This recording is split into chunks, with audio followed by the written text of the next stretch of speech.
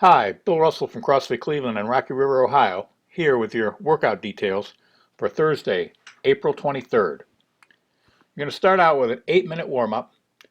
You're going to do 10 shoulder rollouts, either with a PVC or a band, and 10 good mornings, then 20 single unders or low pogos right into 20 more double unders or high pogos, followed by 10 lunges, 5 right leg and 5 left leg, and then 1 slow strict inchworm into 5 pike push-ups. On the lunges, each round, if you could alternate, do forward lunges the first round, backward lunges the second, and so on to get you ready for the workout. And that workout today, as many rounds as possible in 16 minutes of 20 forward lunges. That's 10 per leg. You can do them alternating. You can do all 10 on the left side, then all 10 on the right. You can do them in place, or you can be walking. Your choice. And then 10 handstand push-ups or pike push-ups. Then 20 backward lunges, 10 left and 10 right, followed by 10 dips, either ring dips, chair dips, or off a bench. So as many rounds as you can in 16 minutes. And at different increments on the clock, you're going to stop and perform burpee broad jumps. You'll do 4 burpee broad jumps when the clock hits 4. Then you'll resume where you left off. When the clock hits 8, you'll stop and do 8 burpee broad jumps, and then resume into your round. And again at 12 minutes on the clock, you'll stop and do 12 burpee broad jumps, and then back to your movements to finish up till the 16-minute mark on the clock. The standard version are unweighted lunges. If you'd like to add a little bit of weight to your workout, you may do that. Do kettlebell or dumbbell goblet lunges. Recommended 20 to 30 pounds for men and 10 to 20 pounds for ladies.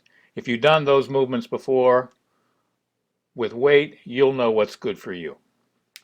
And when you're all done, I want you to take a couple of minutes of doing a pigeon stretch, both right and left, and then finish up the day with 3 minutes of legs up the wall pose.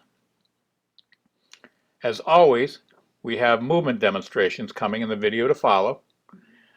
The warm-up movements are first, and there'll be a brief demo of just pike push-ups.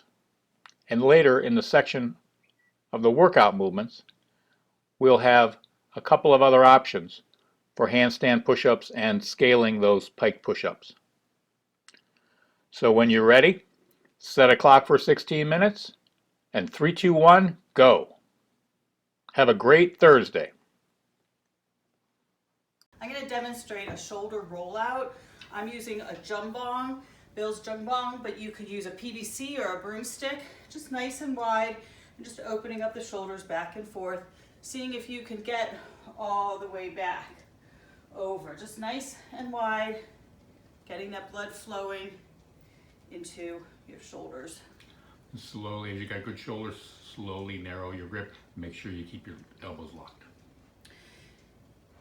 For those of you with bad shoulders, it might be a struggle, but if you have good shoulders, you want to just kind of start bringing that in a little bit closer at a time, making sure that your elbows are locked out and not falling in. Body weight good mornings. You're going to take these, your feet are just hip distance apart, and you're going to take your hips and you're going to move them back, keeping your head neutral and just slowly feeling that through your hamstrings. If you have at home a broomstick, or you want, I hope you have a broomstick. If you want a broomstick, you can put the broom on the back of your, and just do it that way. But it's not really necessary. Single unders. If you don't have a jump rope, you can do it a ropeless single under. It might look simple, but it's not. It'll get you. It's just the same thing as doing a rope. You're going to pretend you have a rope in your hands, and you're just going to jump.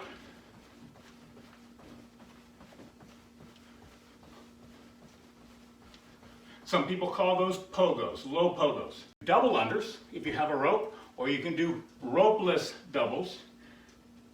So if you know how to do doubles, you know that you jump a little bit higher, or sometimes quite a bit higher. So you're going to do a high pogo. So instead of low, you're going to think you're doing doubles and pretend that you're spinning the rope twice. It'll get your heart rate up just the same. You'll actually do more of those consecutively than you would with a rope if you're not that good with doubles. So your heart rate will go up, and that's what we want. Now I'm going to demonstrate an inchworm. So for your inchworm, you want to think about going nice and slow. It's not going to be fast. I'm going to start with my body in the plank position. You're right here. This is a little tricky on my carpet because my feet are trying to slip a little bit. So you're just going to move your feet in nice and slow as far as you go. Maybe it's here, maybe it's a little further in, or not even that far in. You're going to then walk it out, back into that plank position. The next time you go, still moving nice and slow, you want to see if you can get your feet a little bit closer to your hands. You can see that I'm out of room here, so I'm going to walk myself back. You can do this in place, or if you have room, you can just keep on walking.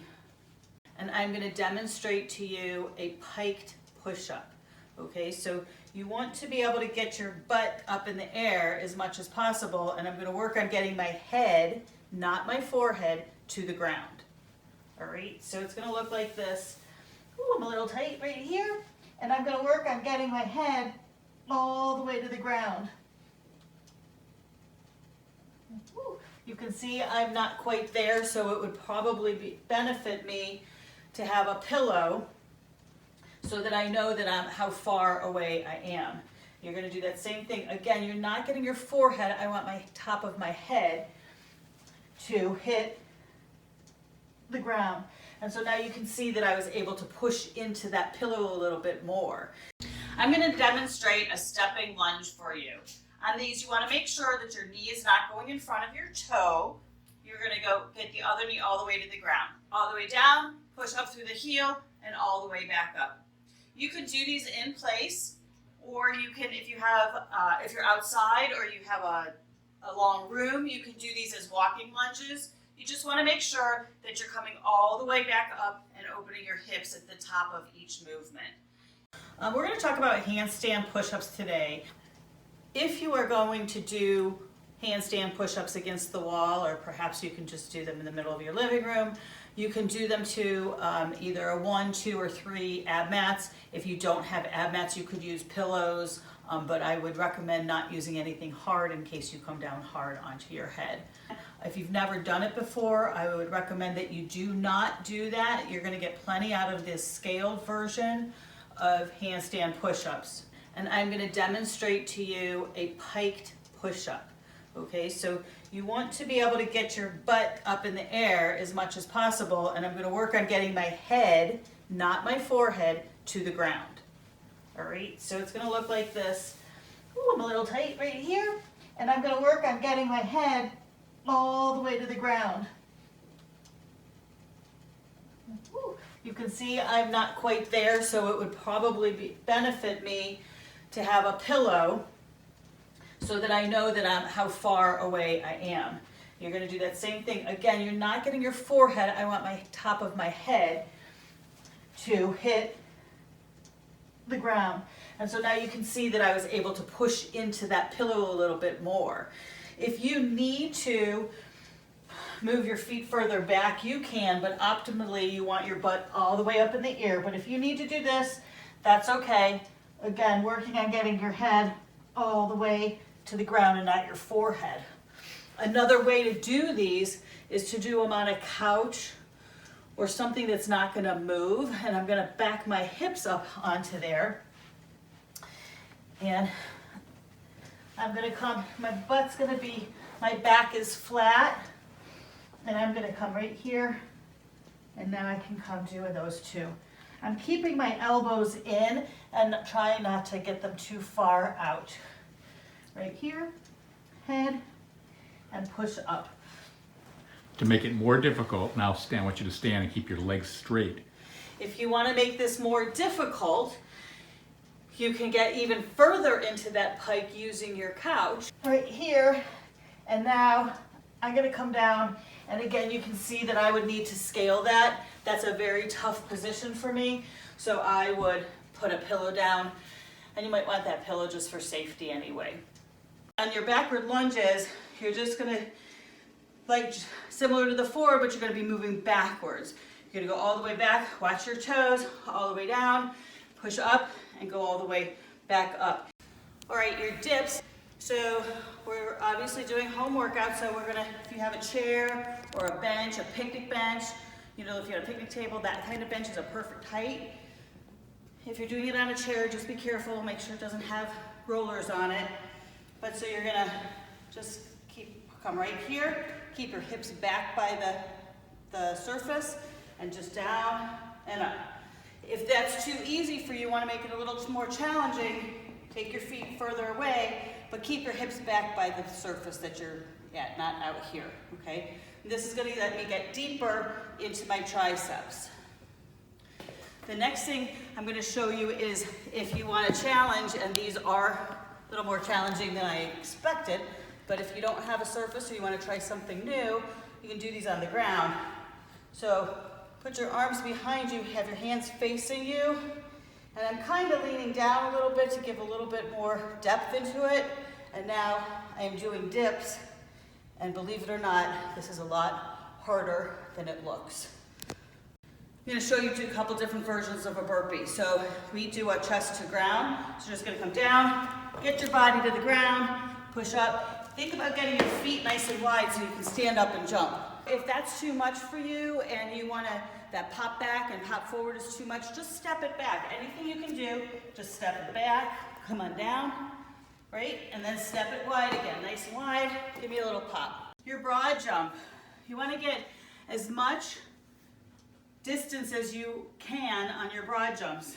Just right here and jump, land softly with a soft knee. Don't let your knees come in. Turn around, jump, back and forth. I'm going to now demonstrate pigeon on the right and the left side. First thing that you're going to want to do is step your leg out nice and far, put your back leg on the ground, and try to make a right angle with your leg. If you need to sit back on this hip, you can. Just try not to sit too far back on it. Try to still have your weight set forward. Then you're going to sit on your forearms, or if you have more flexibility, you can lay flat. I do not, so I'm just going to sit on my forearms and sink into that hip. Go back up, switch legs. So bring the first leg that you used to the back, bring the other leg forward. Again, trying to make that 90-degree angle. I don't really have the hip mobility for it, but I'm going to try to sit forward and not back on my hip. So I'm going to sit forward, lay on my forearms, and just sink into the stretch.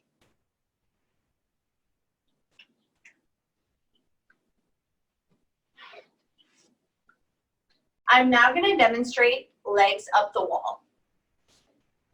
To do this, I always like to sit really close to the wall so it's easier to get your butt as close to the wall that you can. So I'm going to sit down like this. And then I'll turn to put my legs up against the wall. And I'm just going to lay here just like this, letting my legs hang against the wall.